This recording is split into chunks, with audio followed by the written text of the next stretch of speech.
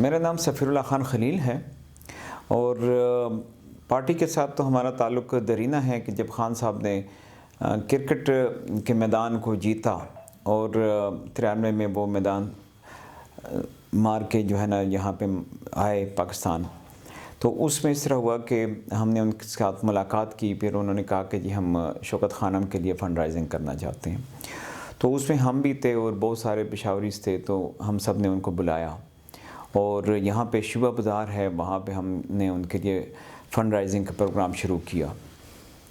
تو اس میں بدر منیر صاحب تھے، پھر اس وقت فردوس جمال صاحب تھے اور یہاں کے حاجی نثار تھے، بہت ساری تنظیمیں تھیں. اور اس میں محمد علی سیف جو اس وقت پاسبان کے وائس چیئرمین تھے، میں بھی پاسبان میں ہوا کرتا تھا.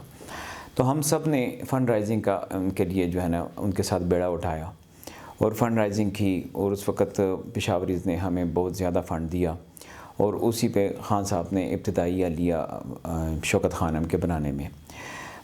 کہ وہ تو پوری دنیا نے آپ لوگوں کو علم ہوگا کہ پوری دنیا نے ان کا ساتھ دیا تھا اس میں، لیکن پشاوریز نے بھی اپنا حصہ ڈالا. پھر اس کے بعد خان صاحب آتے رہے اور مختلف حوالوں سے ہماری ملاقاتیں ہوتی رہیں. پھر ہم نے ان کو دعوت دی تھی خان صاحب کو کہ آپ پاسبان کو جوائن کریں. تو پاسبان کو جوائن کرنے کے لیے وہ بیلور پلازے پہ بھی آئے تھے. یہاں پہ پشاور کینٹ میں ہمارا پاسبان کا ایک دفتر ہوا کرتا تھا.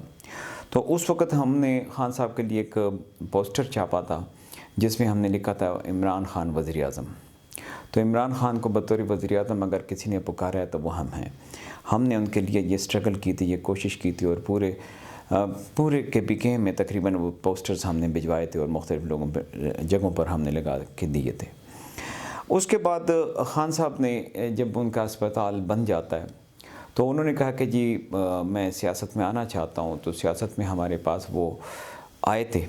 تو اس میں ایک کنسنسس کمیٹی بنی تھی. اس میں اسد کیسر صاحب بھی تھے جو اس وقت ہمارے پاسبان کے لیڈر ہوا کرتے تھے، اور محمد علی سیف، محمد علی درانی، یہ صاحب. تو اس وقت کچھ بات نہیں بنی. تو خان صاحب نے کہا کہ جی میں الگ پارٹی بنانا چاہتا ہوں. تو ہمارے ہی ساتھی کچھ الگ ہو کر ان کے ساتھ گئے اور ہم نے تو انہوں نے پھر ایک لفظ تھا ہمارے پاسبان میں جو ہم کہتے تھے یہ انصاف کی ایک تحریک ہے. تو وہ تحریک انصاف کا لفظ وہاں سے نکل آیا. اور خان صاحب نے جب ان کے اسپتال میں ایک دھماکہ ہوتا ہے، وہ تو جب دھماکہ ہوا تو اس دھماکے کے بعد خان صاحب نے کہا کہ جی میں اپنی پارٹی بنانا چاہتا ہوں اور ملک کے لیے اسٹرگل کرنا چاہتا ہوں. تو وہ اسٹرگل انہوں نے شروع کی. پھر ہم بھی اس اسٹرگل میں شامل ہو گئے اور ایک طرح سے ہم بھی پائنیئر ممبر میں آتے ہیں. اور اس وقت پھر بڑا کام کیا. ایک وقت تھا کہ جب ہم کسی اخبار میں ہم اپنا وہ لے کے جاتے تھے، اپنا بیان لے کے جاتے تھے، پریس ریلیز، تو کوئی ہمیں لفٹ نہیں کراتا تھا. بلکہ ایک دفعہ جب ہم نے بیان دیا تو ہمارے ایک لیڈر ہیں، اب ہماری پارٹی کا حصہ ہیں، وہ بیان انہوں نے پاڑ دیا تھا. ہم نے پھر ان سے مانگا کہ وہ بیان تو کم از کم واپس کرو. تو ایسا وقت تھا. پھر ایسا بھی وقت تھا کہ ہم نے مین صدر روڈ پشاور کینٹ میں جب ہم نے کیمپ لگایا تو اس میں 9000 ممبرشپ میں نے دلائی تھی. تو لوگ آ رہے تھے، ہر طرف سے لوگ آ رہے تھے. لوگ ہماری ممبرشپ کارڈ بنانا چاہتے تھے. تو آئے اور اب آپ دیکھ سکتے ہیں کہ اتنے سالوں کا جو نتیجہ ہے اب وہ آپ کے سامنے ہے کہ جہاں پہ بھی خان صاحب کھڑے ہو جاتے ہیں تو خان صاحب کو ووٹ مل جاتے ہیں اور خان صاحب جیت جاتے ہیں. اب خان صاحب صرف اپنے حلقے کے خان صاحب نہیں رہے، وہ پورے پاکستان ان کے لیے میرا پاکستان میرا حلقہ میرا پاکستان. خان کے لیے میرا حلقہ میرا پاکستان ہے. پی ٹی آئی نے جیسے ہی پی ٹی آئی کی 6 ماہ پہلے گورنمنٹ گرائی گئی، اس کے بعد حقیقی آزادی مارچ کا اعلان کیا گیا. اس میں مطالبہ یہ ہے کہ فری اینڈ فیئر الیکشن ہو جائیں. کیا آپ سمجھتے ہیں کہ فیڈرل گورنمنٹ اس مطالبے کو مانے گی؟ دیکھیں جی، ٹھیک ہے، ایک خان صاحب نے ایک کوشش کی اس وقت جب ان کو کی حکومت سے ہٹانے کی کوشش کی کہ انہوں نے اس وقت کی گورنمنٹ نے یہ سوچا تھا کہ ہم انٹرنل تبدیلی لے کر دیتے ہیں. انہوں نے انٹرنل تبدیلی لے کر دی، لیکن خان صاحب نے اس کا ساتھ نہیں دیا. خان صاحب کے اپنی سوچ ہے. خان صاحب نے کہا کہ نہیں، تمام سسٹم پھر ختم کرو، الیکشن میں آ جاؤ اور فوری طور پہ الیکشن میں آؤ. الیکشن کا ایک فائدہ ہوتا ہے کہ جب آپ فوری طور پہ الیکشن میں آتے ہیں تو جو سوچ ہوتی ہے تو وہ عوام کی طرف چلی جاتی ہے، عوام نے آپ کو پھر ووٹ دینا ہوتا ہے، تو وہ عوام پھر حقیقی لیڈران کو لے کر آتی ہے، تو اس سے ایک طاقتور حکومت بنتی ہے۔ تو یہاں پہ تو اس طرح ہوتا ہے، انہوں نے کہا کہ نہیں جی ہم 5 سال پورے کریں گے۔ وہ جو ٹینیور تھا جب خان صاحب نے 2018 کو شروع کیا تو یہ کہتے ہیں کہ نہیں ہم وہ ٹینیور 5 سال کا پورا کرنا چاہتے ہیں کہ 2023 میں الیکشن ہوں گے۔ تو ان کی سوچ اور اس سوچ میں صرف یہی فرق ہے، لیکن اس میں جو ہے نا خرابی ہوئی ہے، عوام کے لیے تو بڑی تباہی پیری گئی نا، تو ہم نقصان میں ہو گئے۔ آپ ڈالر کا ریٹ دیکھ لیں، مختلف چیزوں کو دیکھ لیں، پھر یہاں پہ جب سیلاب آ گیا تو سیلاب سے اور مزید ہمارے معاملات خراب ہو گئے، تو اب آپ دیکھ لیں عام آدمی کو زندگی گزارنے مشکل ہو گئی ہے۔